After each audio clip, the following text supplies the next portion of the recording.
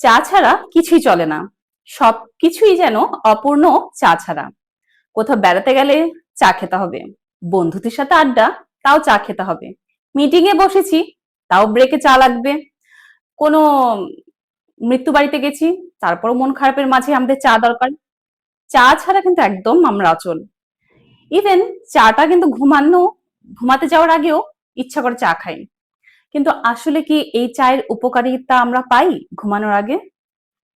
Bed time টিও কিন্তু শরীরের জন্য ভালো না। ঘুমাতে যাওয়ার আগেও যে চাটা আমরা খাই সেটাও বেড টাইম টি, সেটাও কিন্তু আসলে ভালো না।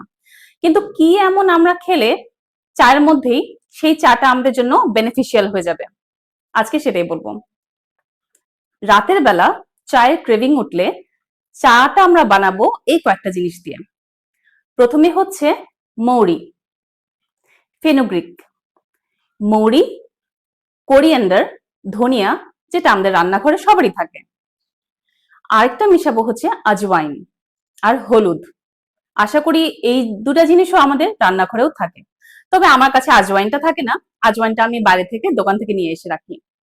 তো সবার ঘরে রান্নার রান্নার মশলাগুলো যেমন ধনিয়া, তারপর মৌরি, হলুদ, এগুলো আমাদের ঘরে অ্যাভেলেবেল, বাট আজওয়াইনটা আমাদের অ্যারেঞ্জ করে রাখতে হবে। এই চারটাকে একসাথে পানির মধ্যে ফুটিয়ে রাতের বেলা যদি খেয়ে তারপর শুতে যান, এই টনিকটা আপনাদের শরীরে অনেক বেনিফিশিয়াল। আপনি ঘুমাবেন, ঘুমের মাঝে আপনার ফ্যাট লুজ হবে, আপনার মেদ কাটবে, ভুঁড়ি কমবে, ওজন কমবে।